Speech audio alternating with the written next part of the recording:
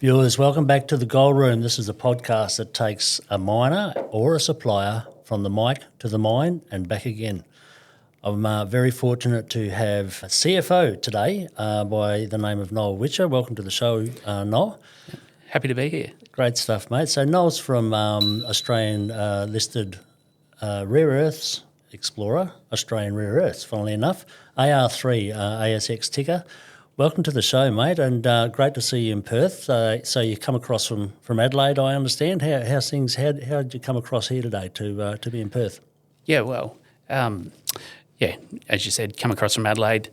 Came across last night, actually. So the early morning flights out of Adelaide to Perth aren't too good, So it makes for a long day. It does. But no, it's good to be over here today. Yeah, thanks, Noel. Cheers. So Australian Rare Earths, they've got a few projects happening around the countryside.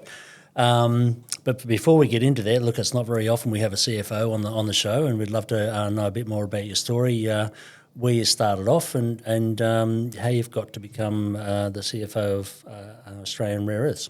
Yep. Well, I suppose maybe some of a non-traditional route to get to the CFO for me. Grew up in the country out of Adelaide. Nice. Yep. And the family business was always earth moving, concrete, general freight. Okay. And so always exposed to that kind of, heavy machinery. Sure, yeah, sort of thing. But took a different path to the rest of the family, so I didn't drive a truck. I thought I'd, go to uni and learn how to run businesses. So that was awesome. A bit different. Yep. So went to uni in Adelaide, then started working for the South Australian government in primary industries and resources, so with the mining sector as well. Yeah. Yep. Bit of a stint in London. Went to London right as the GFC started, so had some mates over there. They said, you come over and try and be a banker. Yeah. Didn't happen. So spent a couple of years there and then came back. And then since I've been back, been in the mining game with Sibelco, so that's commercial minerals. Okay. And then left there, went to Lee Creek Energy. Right. That's the first CFO gig there. Rightio. And then, sort of moved around as everyone does in the mining game. Projects don't last forever. No. So, went from Lee Creek to American Rare Earths, of all places. Rightio. Okay, jeez. Still an ASX listed company, but projects in the States. Sure. And then got tapped up to join Australian Rare Earths. Okay. Jump ship. Yeah, took me a while to stop saying American Rare Earths in meetings. Yeah.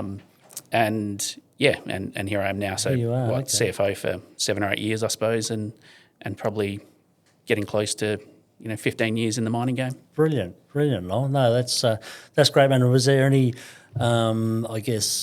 pivotal event that got you into rare earths, or is it just it was a combination of being in the right place at the right time and that kind of industry, where you grew up? Yeah, it's probably not necessarily a conscious decision to jump into rare earths, but have been interested in, I suppose, the transition materials and new ways to do things. So, I suppose a few companies out of Adelaide had lithium and then, sure. Didn't get into that, but got into rare earths and especially the magnet rare earths. Yes. I think that kind of makes sense to me. Yep. Where you see some battery rare earths, so the lithium guys. Yep. That's for the storage, but then the magnet rare earths really makes the electric motors work. And sure. So I thought, that could really take off. It made sense to me to have, working in that kind of area. So good future. Yeah. And look, it has. The rare earth sector is a very very topical thing at the moment. Obviously, there's a few homegrown Australian projects in play. We've got Linus with a huge operation in the Kalgoorlie area, up in Laverton, and also we have other operations starting up further up in the Kimberleys. So what do you think about AR3 considering where they are, what they've got. If you'd just like to run us through Yeah. maybe some of their operations and how as a CFO, how you work across those operations. Okay. Yeah, so I suppose the AR3 project at Koppamurra, it's a bit different to the bigger guys. So Linus, Luca, even Hastings and some of the other the bigger companies, they tend to be more in hard rock. We're in Ionic clays. I've heard about Ionic And so, clays. Yeah, okay. and so the Ionic clays, it's our chairman calls it gardening, not necessarily mining. And so it's a lot simpler process than some of the big quarries and the big hard rock mining, and then the difficulties getting these rare earth elements out, because every deposit's different. Sure. And so you see all the big guys and they're pumping heaps of money into it, and that's just because their deposit's unique, as well as, and then the next one. So what necessarily works, One doesn't work for the other. Sure. And so that's why it's can take a while. At AR3, we're pretty lucky. So as is just in clay, and you can sort of leach it out with a mild acid solution. Okay. And you don't need to add any heat or pressure to the system to do it. So, it can be done, with a couple of buckets, up to, pick a scale to go up to. But it's pretty straightforward for us to do it. Okay, now great. So Koppamurra is where it's right on the South Australia Victorian border. Is that right? Yeah. So it starts.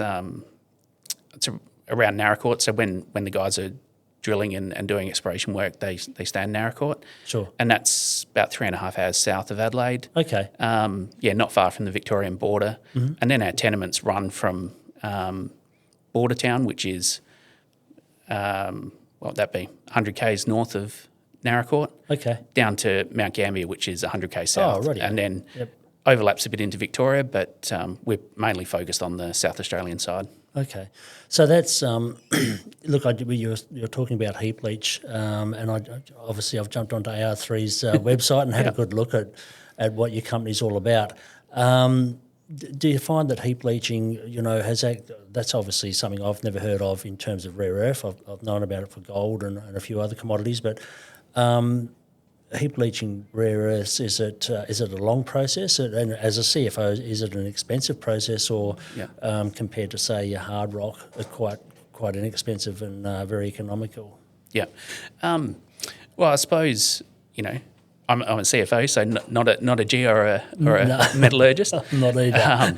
But no, we're still doing the testing to really work out what it's going to cost. Sure. But we've done initial testing, and so we've got a couple of commercial labs, and also ANSTO, which are labs out of Sydney, and they've done column tests and working on the different processes. Okay. And look, I think it's just finding that balance at the moment between using too mild a solution and it taking too long, and then that causes some issues, or you make it too strong and it does it too quickly, and that causes issues as well. But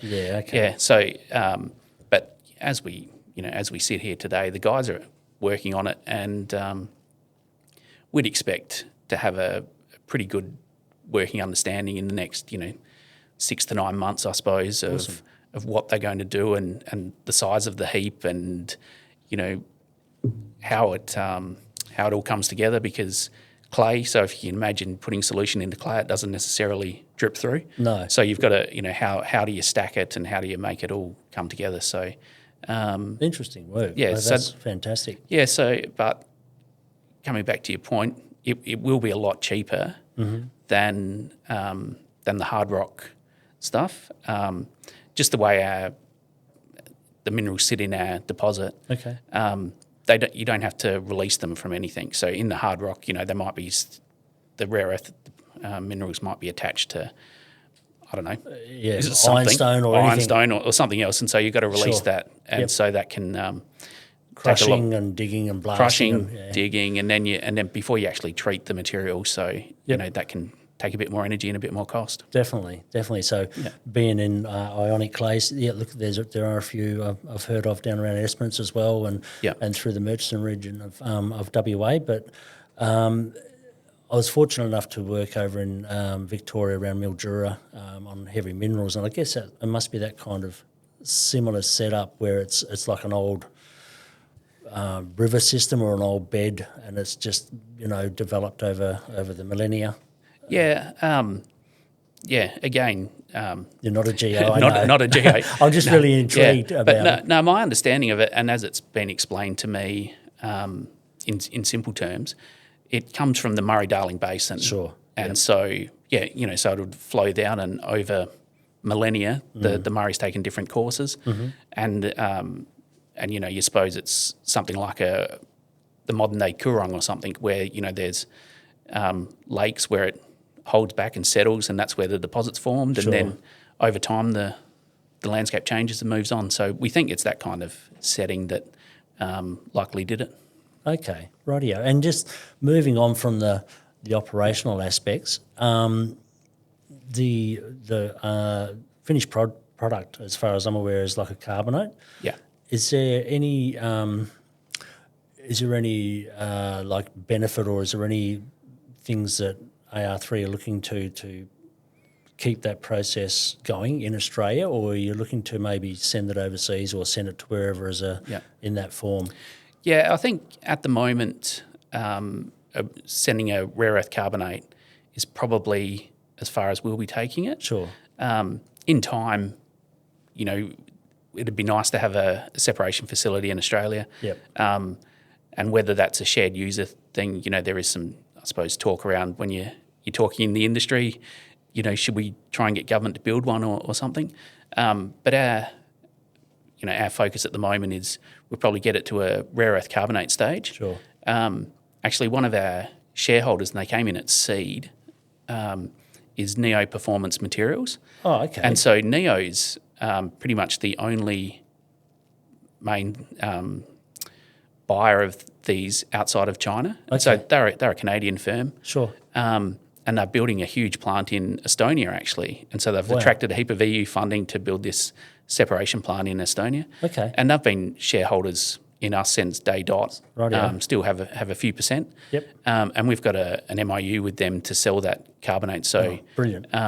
that was, that's really good having those guys on board. Definitely. And we talk to them all the time, to get insights. We've made a rare earth carbonate maybe 18 months ago, and just as a first go. And they've had a look at that and said, oh, well, if you try this, that, and whatever else, it might fine-tune this, fine-tune it, and then we can go from there. Sure. And it's been really beneficial to have those guys on, and it's actually because of that relationship, we were successful in getting a $5 million grant. I was going to ask you that, actually. Yeah. Oh, yeah. Yeah, it was a nice Christmas present. I bet it was, mate. Yeah. Very nice. And so what's AR3 done with that $5 million in terms of, developing test work or mining or? Yep. Yeah, so the grant will be, it's funded 50-50 from the federal government. Okay. And it will allow us over the next, say, 18 months, from the time we sit here, we've finished all of our test work. That should happen this year. That'll inform our PFS studies. Yep. So we can knock that on the head. And then it'll also pay for a demonstration plant. So we can have, that's pretty critical. Yeah, and have it sort of scalable and up and running in the not too distant future.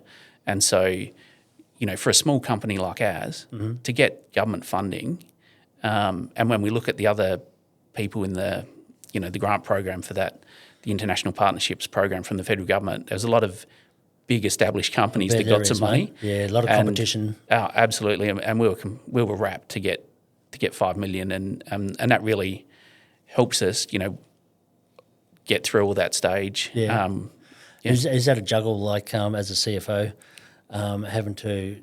Well, it's not a juggle, I suppose, but it's a challenge of the job to be able to put together a scope to be able to present to the government and say, look, this is why we think we're deemed credible to be able to get some funding. Yeah, absolutely. And it's not just a you don't just put an application in and No. and they just rubber stamp it and give it to you. Yeah.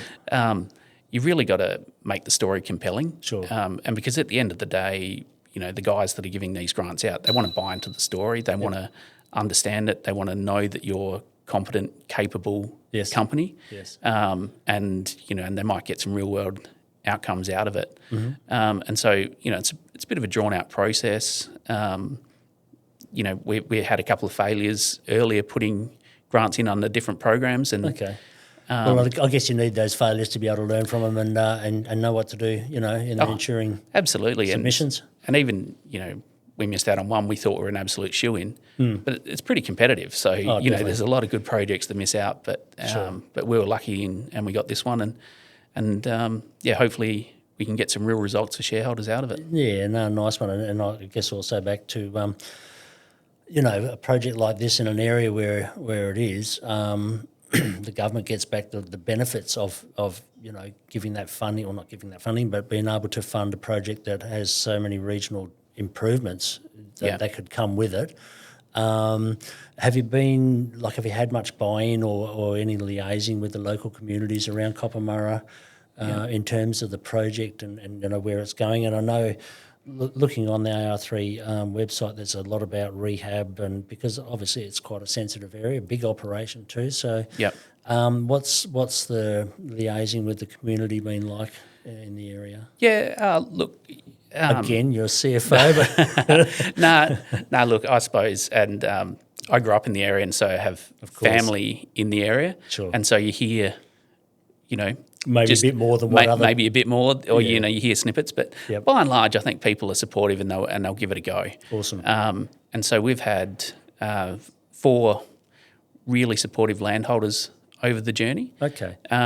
One of the guys who we did a trial pit on, and that's, I think you would have seen the pictures, and that's really important to demonstrate that it can be rehabbed. And he's been really supportive.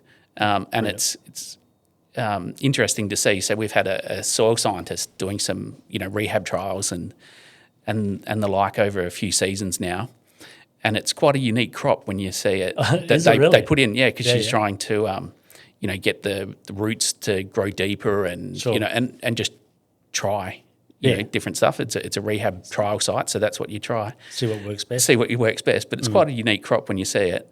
And then you see the same crop popping up in paddocks all around the region where, where someone's like, I might just give that a go. Give it a crack. That's excellent in itself. So it's already, and that kind of leads me on to my next line of questioning about, sustainability for AR3.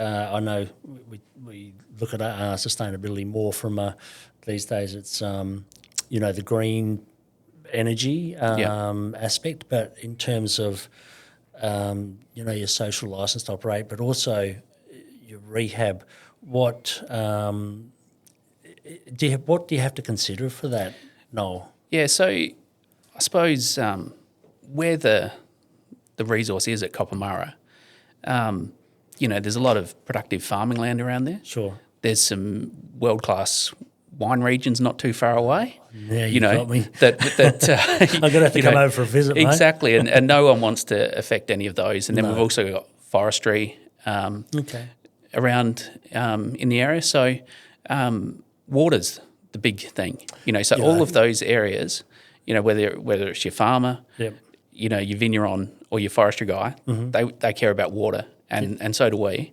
And so that's our big issue. To maintain the social licence, we need to be able to prove beyond a shadow of a doubt that what we're doing isn't going to hurt any of the aquifers, and we can do it safely, responsibly. Sure. Any of the treatments that we put on are safe, and we can really control the process, and we're on top of our game. And once we can prove that and demonstrate that, I think any social issues will probably go away. Yeah, start to get that community buy-in or that stakeholder buy-in. It is, and you see, a lot of the, older farmers, and they've been there for generations. Sure. Right.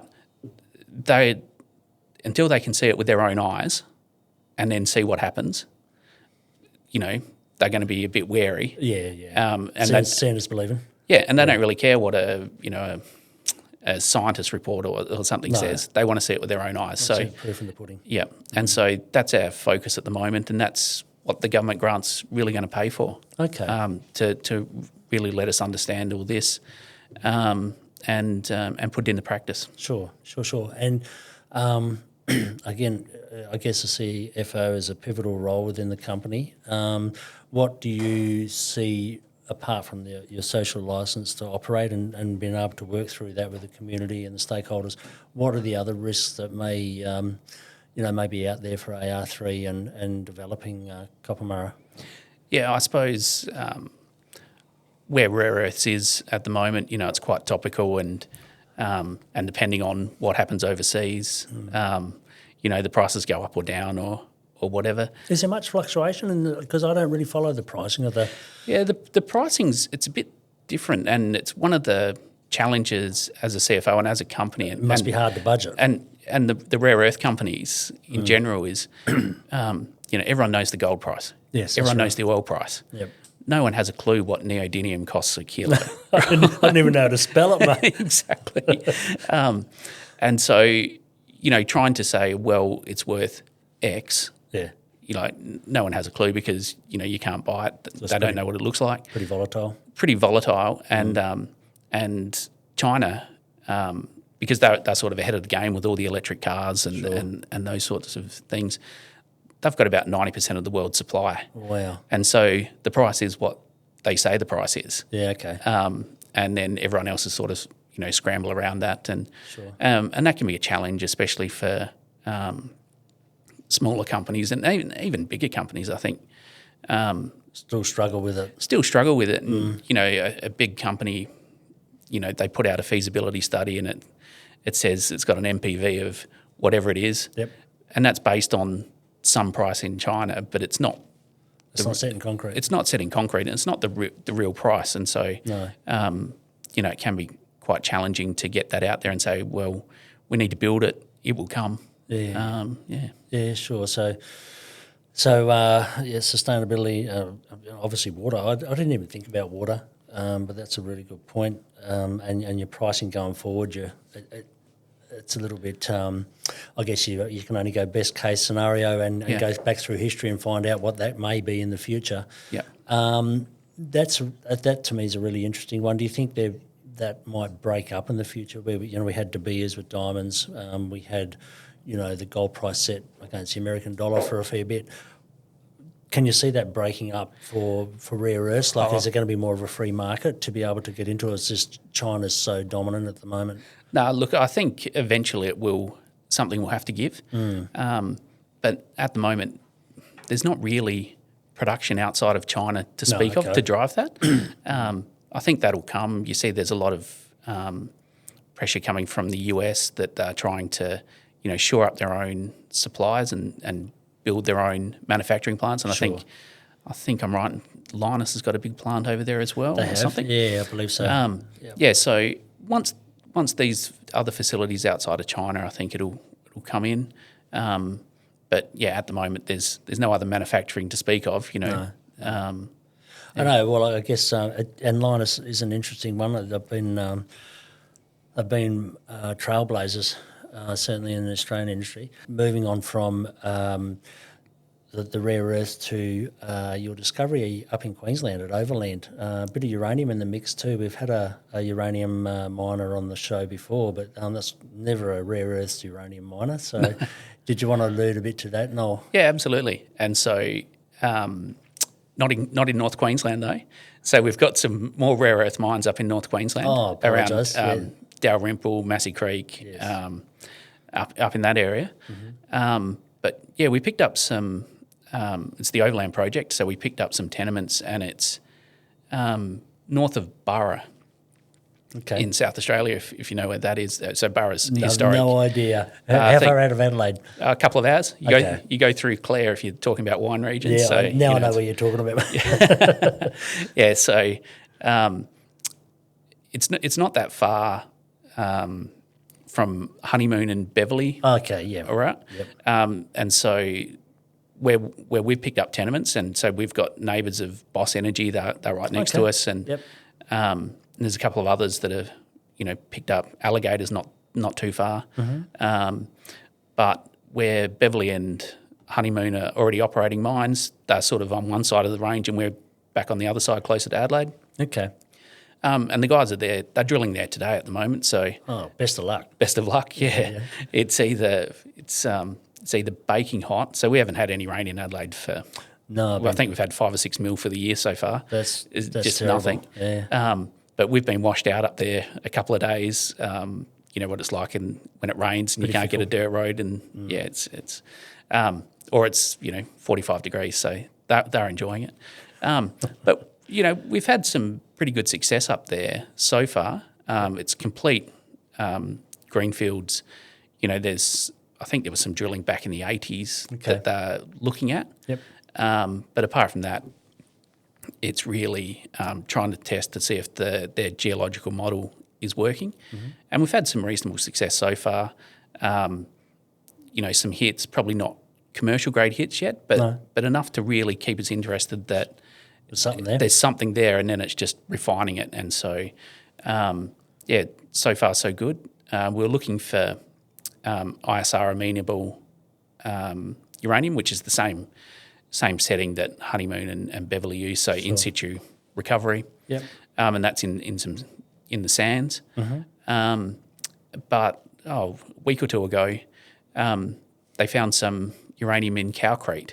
Okay. And that was old lake systems. Old lake system, I think. Definitely. I know about Calcrete. Yeah. Calcrete. Yeah. So they got a few spikes there, and that's a lot shallower than what we were looking at too. And definitely. And so they're all excited about that now, and at the moment they're drilling holes and having a look around to see how big this formation is and what it means. So we're pretty bullish on the Overland project.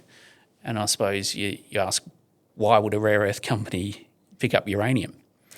And so our two founders, Rick Pobjoy and Bryn Jones, so they've both been in the uranium and mineral sands game for years. Okay. So Bryn's on the board of Boss, and Rick, I think he worked at it was Honeymoon or Beverley for a decade or so. Sure. And so uranium's really there in their blood, and their go-to. And the same, we've got a couple of the geos that are on the team, and the fieldies. They're all working in uranium as well. And projects. So it's sort of a natural pivot to go back there. And when we're looking at rare earths, so again, you're a really small company. You get a project through, and then you stop exploration, and you start to do your trials and your feasibility studies and stuff like that. The market just doesn't care, because that's the next thing. So, and then we've got our exploration team, and you don't want them twiddling their thumbs. So you pick up the next project, and so they're off exploring again, and hopefully, spitting out some good results. We'll get a resource up, and then and see what happens with this project as well. Yeah, okay. And is that something you think, depending on the size and the grade and that you might be able to on-sell, or something you'd really want to develop? Look, it's probably too early to tell at this stage. Yeah. But, anything's possible. Anything's possible. Little companies become big companies all the time in this game, don't they? They do. That's the fun of that's the fun of the industry. That's the thrill of the game. It is. I don't know. If all I would say is if you're going to make a uranium discovery anywhere, South Australia is a good spot to do it. Definitely. Because at least you've got a chance of getting it into production there. That's right. Yeah. Yeah. So, so the South Australian government's very supportive in that, as well as the industry, service providers themselves. Yeah. And you've got that core group of people that know what they're looking at. So even the universities in Adelaide, we partner with them. And because there's already uranium. They've already done it? They've already done it. Yeah, sure. And there's already mines in production in South Australia. So you've got that core group of people that know what they're looking at. So yeah, okay. Yeah. So I guess you've kind of wrapped that up in a nutshell about, what's going to happen over the next 12 to 18 months. There's no forecast of any more, potential tenement buying or acquisition. You just really want to concentrate on on copper and not copper, the Koppamurra. mineral, Koppamurra, the deposit, Yeah. and that project. I guess that's your main runner now. Yeah, so I suppose if I'm looking at the next 12 to 18 months, we've pretty much got all our funding in place for Koppamurra now. Sure. With with the government support, we'll get some R&D support as well, because that's a really good program that we keep running. Yeah. And so we'll take that project through, have our feasibilities.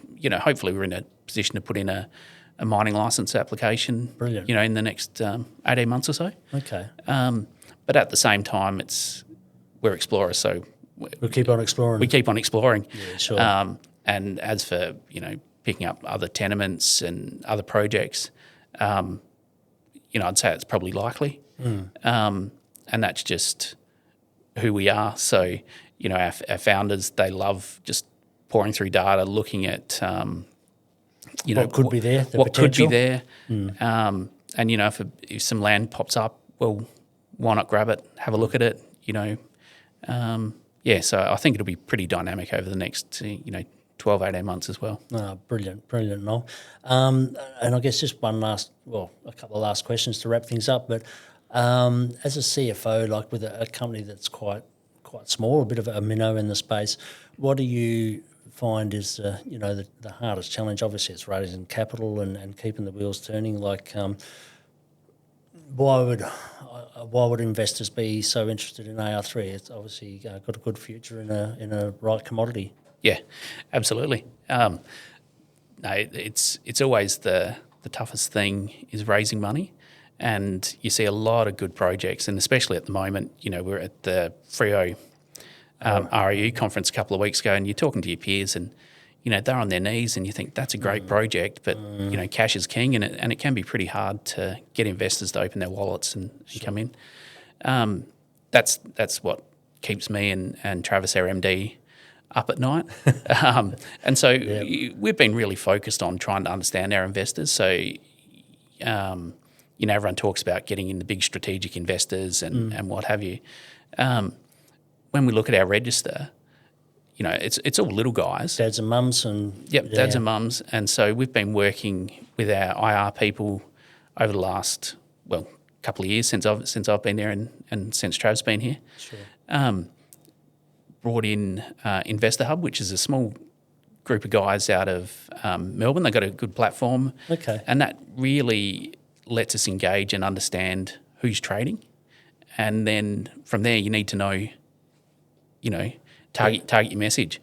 And so we've been really conscious trying to change it from AR3, as the ticker code. So when people think of that, they just think, oh, AR3. Yep. Get them to think, oh, no, that's Travis's company, right? As our MD, or that's Travis and Noel. Oh, yeah, we saw those guys the other day. Spot on the money, mate. That's what we want them to do. Yep. And because of that, I don't know if you've met Travis or not, but I haven't, but I'd love to. You'd be hard to find a better person. Oh, cool. He comes across and then really authentic, understands what he's doing, and, not one of the charlatans that you might find around sometimes. No, great. Awesome. So, that's where our focus is, to try and get those investors to understand who we are as a company, and hopefully those values come through, and then, people will stick with us from that. Invest. Yeah, cool. And it sounds like a great project. So, awesome, Noel. Look, is there anything else you wanna let our viewers of the Gold Room know, or what's next in store? What's next? Yeah, well, I suppose we're really really bullish over the next 12 to 18 months. I think once we can get this, we've finalised our met testing, have our flow sheet and everything all locked away, and then get a demonstration plant running at Koppamurra. That sounds like the next step, eh? Yeah, I think that's going to be a real game changer when we can actually demonstrate to the market that we can do this. Yep. It works. It's a simple process that people can understand. It's not safe. very capital intensive. Not capital intensive. Yeah, and when people see it and then you can touch and feel the end product and realise it can be done, I think that's going to be a real game changer for our company. And then and then the cream on top. We're pretty excited about exploration as well. And I think Can't tell. that's that's the joy of being in this industry, because Sure. It's always the next hole. It can change overnight, and what we're seeing at the moment is Excited, eh? getting excited, and everyone's trying to keep a lid on it, but we think we might have something, and now it's just proving it up, and Brilliant. so going from watch this there. space. Yeah, no, beautiful. Well, that's a great way to end our interview, Noel. I really appreciate you coming online, mate, with us, and being over here in Perth. So, best of luck with Koppamurra and the rest of your projects over in South Australia and up in Queensland. And we hope to see you here again in 12 months, and you can tell us just the great story that's unfolded. No, not a problem. I look forward to it, and thanks for having me. Yeah, great stuff, mate. So thanks very much, viewers, for watching us. Go to the Gold Room, as you know, subscribe, and get on there. Have a watch. Cheers.